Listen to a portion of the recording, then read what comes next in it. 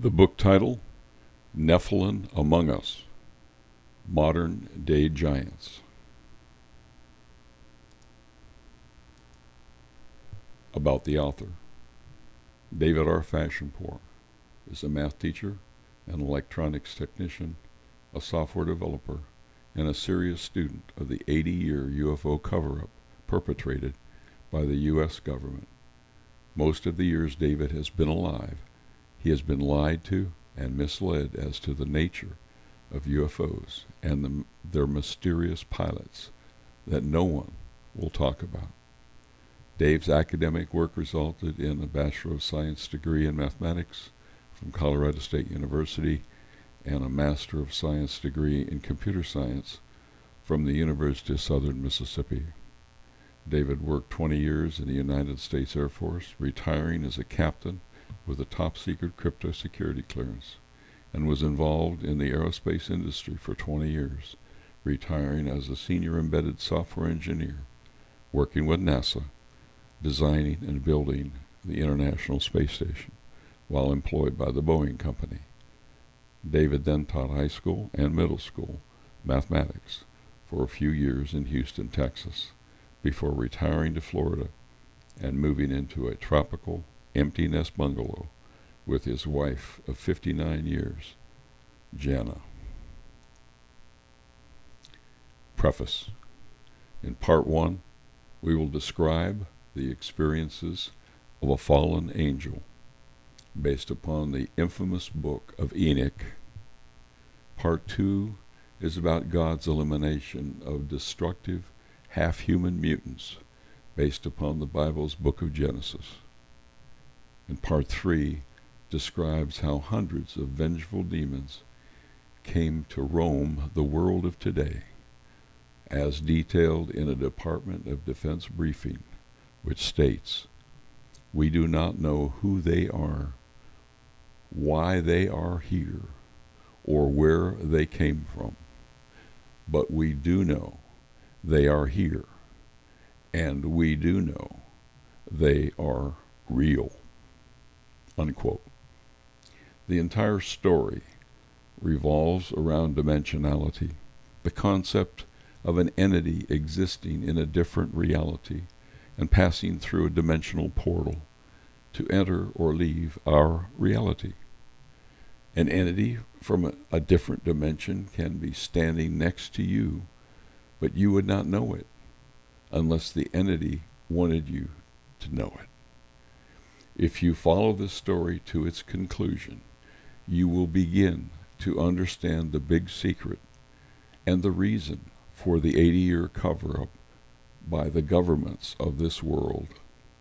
They were not concerned about us knowing technology, but they were very concerned about our psychological reaction to the existence of supernatural, dimensional beings.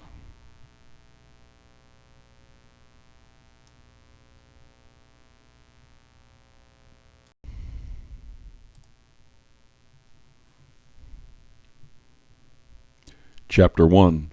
The Watcher, Azazel. Once a mighty servant of the Lord God, almost the equivalent to the archangels Michael and Gabriel, Azazel was one of the caretakers of heaven.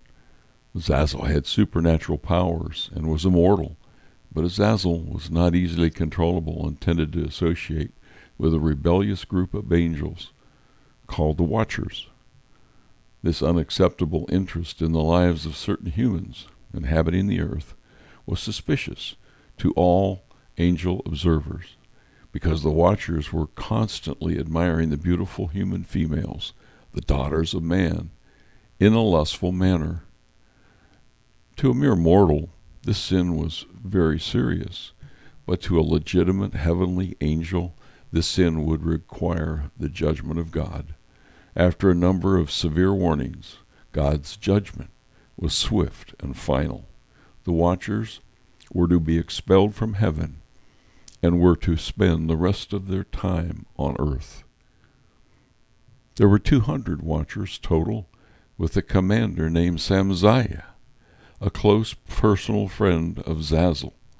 Samziah protected his friend from the scorn of other angels and from receiving the punishment owed him due to his continuous mischief. Samziah commissioned Zazel to be one of the 19 squad leaders responsible for about 10 angels each. As you might anticipate, this new authority gave Zazel the courage and the ability to do whatever ungodly act that he could imagine without retribution. Azazel wasted no time in getting to know the beautiful wives of mankind. In fact, he was one of the first of all the watchers to impregnate a human female. It was not difficult for him to get their attention. He was a handsome, blond angel with outstanding blue eyes and magnificent wings. You might say Zazel had evil on his mind. One thing that must be mentioned is that mankind was not informed in the ways of the world yet. God had not planned to complicate their lives at this generation of development. Things like the occult, astronomy, weapons of war, and using cosmetics to enhance your beauty. These subjects, and many more, were commonplace to the watchers, and they couldn't wait to teach innocent humans in the ways of the world. You might think that teaching new and exciting subjects to mankind was their biggest sin, but you would be wrong. It is true that God was very displeased with the contaminated thoughts being spread throughout the land, but what made God most unhappy was intercourse between his rejected angels and human women. It surely was not a natural act, because these supernatural beings had to get creative in order to actually impregnate the wives of mankind, and they did. Babies started to appear throughout the land, large babies with red hair, 6 fingers, 6 toes, and 2 rows of teeth. These strange beings were the sad result of interbreeding humans to non-humans. The new mothers were scorned by the rest of the community, but lovingly raised their unique generation of giants. They grew fast and were extremely aggressive, with no morals, compassion, or common sense, no matter what remedies their mothers employed. They called them Nephilim, the sons of the Watchers. The Nephilim were aggressive, greedy, and had no boundaries on their desires. As they grew bigger, it became more and more difficult to satisfy their needs. They outgrew their homes and food supplies. They took what they wanted. When they could not find additional food, they began to cannibalize the villagers. They moved into the houses and evicted families to the street. The Nephilim had wrenched control of God's perfect creation, and now threatened the genetic seed, the DNA molecule, that would yield the promised Messiah to God's people. The son of Zazel was one of the more violent Nephilim leaders, and his name was Gaza. He was over 8 feet tall and was very strong, defeating anyone that would challenge him to a battle. Gaza was covered with bright red hair and had huge muscular arms and legs. He was referred to as one of the men of renown, men that were both feared and admired. And before long, Gaza had children of his own, and some of which were normal humans due to the recessive genes. Most of the children were mutant Nephilim, just like the infamous father. Each of the other Watchers created their own clan of mutants until it became perfectly obvious what God had to do. Methuselah had arranged for a wife for his son Lamech. She became pregnant and brought forth a child with flesh as white as snow and as red as a rose.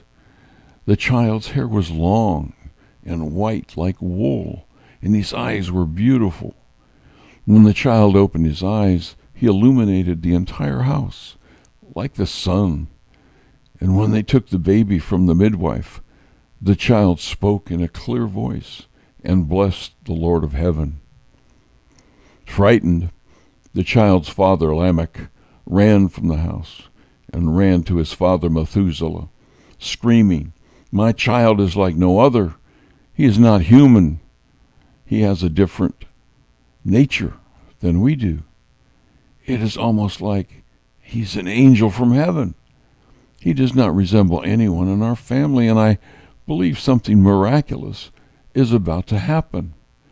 Please, Methuselah, my father, seek out our progenitor Enoch, for he talks to God, and he will know what to do." Enoch was in the wilderness, far away from the family. Methuselah located Enoch and cried out, telling Enoch about the child and beseeching Enoch to explain why such a child was born to them. And Enoch said, "The Lord will effect a new thing upon the earth. This have I explained and seen a vision." He continued, "This child, which is born to your son, shall survive the earth, and his 3 sons shall be saved with him. When all mankind who are on the earth shall die, he shall be safe. Now, therefore, inform your son Lamech that he who is born is his child in truth, and he shall call his name Noah, for he shall be to you a survivor." Enoch finished by explaining about the great deluge which will restart God's perfect plan, and how Noah, with his family, will repopulate the earth after the flood.